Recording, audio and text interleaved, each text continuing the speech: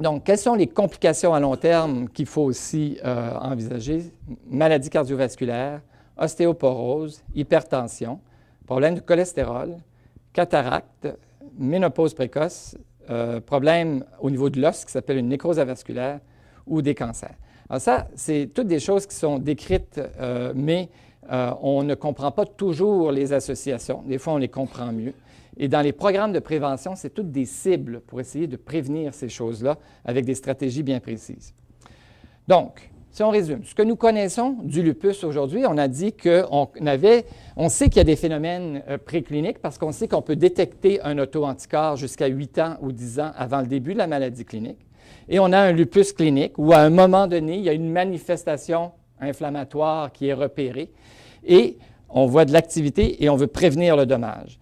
Ce qu'on connaît aujourd'hui, c'est vraiment d'après des études de cohortes. Hein. Donc, les cohortes, en moyenne, c'est des gens qui ont la maladie depuis 8 à 10 ans. Et ça a été extrêmement important, c'est toujours extrêmement utile pour comprendre cette maladie-là. Par contre, la recherche, elle veut essayer de pousser plus à ce qui arrive aussi au début pour mieux comprendre ces choses-là, mais il y a très peu d'études actuellement au début.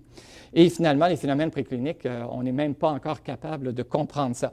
On le comprend mieux, puis on essaie d'aller avec des modèles animaux. Alors, il y a des modèles animaux de lupus. Si vous avez des questions là-dessus, on pourra en parler après, où on peut prédire des souris qui vont automatiquement développer le lupus. Ça, c'est extrêmement intéressant parce qu'on peut voir les premiers phénomènes, même avant qu'ils aient de l'inflammation, arriver. Mais bon, entre la souris et l'homme, il faut quand même faire beaucoup de recherches. Alors, on a un besoin de recherche en amont, hein, au tout début.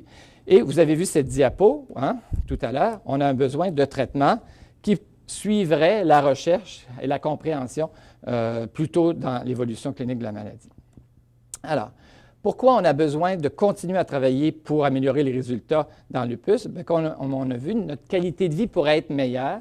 Alors, on doit s'attaquer à mieux comprendre la morbidité à long terme qui est liée aux complications soit de la maladie ou soit de son traitement. Il faut arriver à une balance entre la maladie et les effets possibles du traitement. Il faut améliorer la qualité de vie parce qu'elle peut se comparer à des personnes plus âgées. Puis, il faut améliorer même nos chiffres relatifs de mortalité.